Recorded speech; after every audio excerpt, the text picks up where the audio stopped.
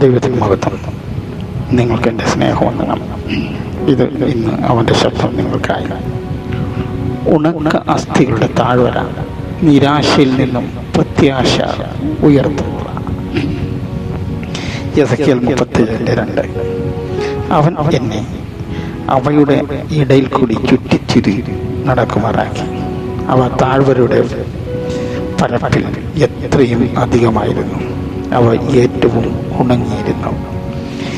യെസയ്ക്കേൽ 37:1-14 വരെയുള്ള വാക്യങ്ങളിലാണ് നാം ഏറ്റവും ഉണങ്ങിയ അസ്ഥികളുടെ വലിയ കൂട്ടം കാണുന്നത്. ഇത് ബാബിലോണിലെ അടിമത്തത്തിലായിരുന്ന ഇസ്രായേൽ ജനമാണ്. ഞങ്ങളുടെ അസ്ഥികൾ ഉണങ്ങി, ഞങ്ങളുടെ പ്രത്യാശയ്ക്ക് ഭംഗം വന്നു, ഞങ്ങൾ തീരെ മുടിഞ്ഞിരിക്കുന്നു എന്ന് സ്വയം പറയുന്ന ഇസ്രായേൽ ജനം. എന്നാൽ ദൈവത്തിന് ഇസ്രായേലിനോട് പറയാനുള്ളത് അങ്ങനെയല്ല. ദൈവം തന്നിൽ തന്നെ ആണയിട്ടുകൊണ്ട് പറയുന്നു. 10 വാഗ്ദത്തങ്ങളാണ് ഈ 14 വാക്യങ്ങളിൽ നാം കാണുന്നത്.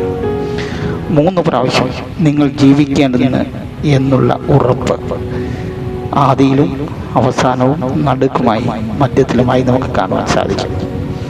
1-ാമത്തെ വാഗ്ദത്തം, നിങ്ങളിൽ ജീവശ്വാസം ഊതി പ്രവേശിപ്പിക്കും. 2 ഞരമ്പ് വെച്ച് പിടിപ്പിക്കും. 3 മാംസം പിടിപ്പിക്കും. 4 ത്വക്കുകൊണ്ട് പൊതിയും. 5 ശ്വാസം വരുത്തും. 6 നിന്റെ ശവക്കുഴി തുറക്കും. 7 ശവക്കുഴിയിൽ നിന്ന് പുറത്തു വരുത്തും. 8 ഇസ്രായേൽ ദേശത്ത് തിരികെ കൊണ്ടുപോകും. 9 ആത്മാവിനെ ഉള്ളിലാക്കും. 10 സ്വന്തം ദേശത്ത് സ്വന്തം സ്ഥലത്ത് പാർപ്പിക്കും. ഈ താഴ്വരയിൽ നമ്മൾ നടക്കുന്ന വഴി ഈ വാഗ്ദത്തങ്ങളും ഉറപ്പുമാണ്.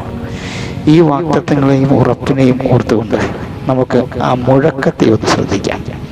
അസ്ഥിയോട് ചേരുന്ന മുഴക്കം. ഈ മുഴക്കം വിശ്വാസവും പ്രത്യാശയും സ്നേഹവും ആയിരിക്കട്ടെ.